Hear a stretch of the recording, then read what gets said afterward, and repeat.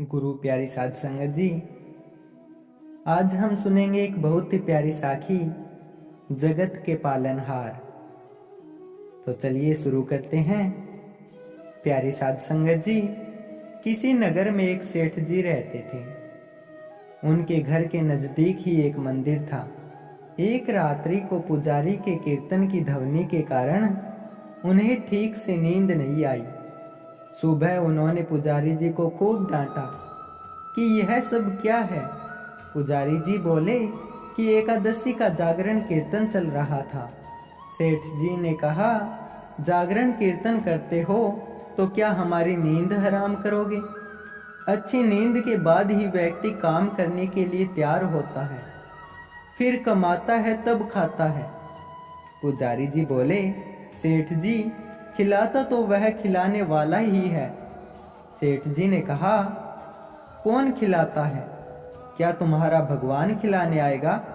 पुजारी जी बोले, वही तो खिलाता है।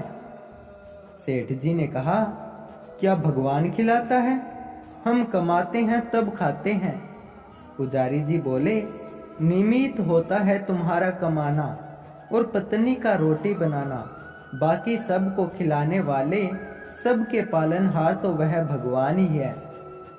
सेठ जी ने कहा, क्या पालनहार पालनहार लगा रखा है? बाबा आदम के जमाने की बात करते हो। क्या तुम्हारा पालने वाला एक एक को आकर खिलाएगा? हम कमाते हैं तभी तो खाते हैं। पुजारी जी बोले, सभी को यही खिलाता है। सेठ जी ने कहा, हम नहीं खाते उसका दिया। पुजारी जी बोले, नहीं खाओ तो मारकर भी खिलाता है। सेठ जी ने कहा, पुजारी जी, अगर तुम्हारा भगवान मुझे 24 घंटों में नहीं खिला पाया तो फिर तुम्हें अपना यह भजन कीर्तन सदा के लिए बंद करना होगा। पुजारी जी बोले, मैं जानता हूं कि तुम्हारी पहुंच बहुत ऊपर तक है, लेकिन उसके हाथ बड़े लंबे हैं। जब तक वह नहीं चाहते तब तक किसी का बाल भी बांका नहीं हो सकता।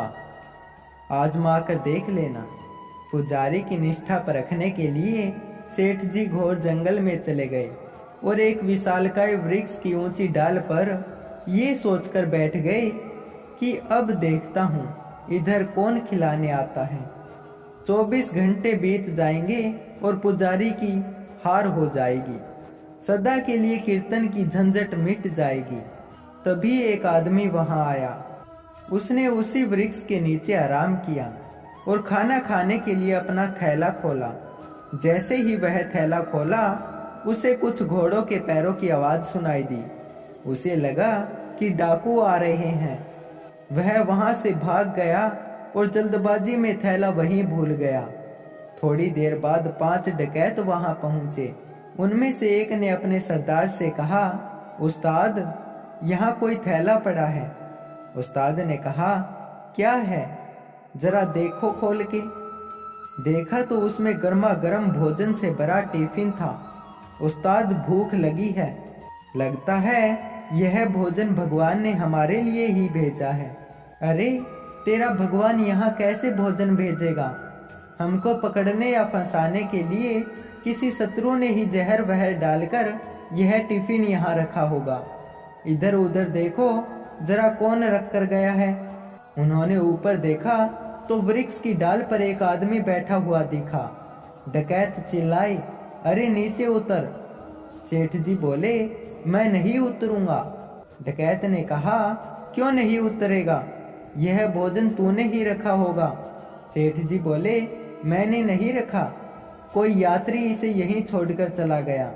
डकैत ने कहा, नीचे उतर, तूने ही रखा होगा जहर मिलाकर, और अब बचने के लिए बहाने बना रहा है। अब तुझे ही यह भोजन खाकर दिखाना होगा। डकैत उसे जबरदस्ती नीचे उतार लाए और फिर सेठ जी से बोले, ले खाना खा। सेठ जी बोले, मैं नहीं खाऊंगा। उस्ताद ने चटाक से उसके मुंह पर तमाचा जड़ दिया। सेठ जी को पुजारी जी की बात याद आ गई कि नहीं खाओगे तो मारकर भी खिलाएंगे।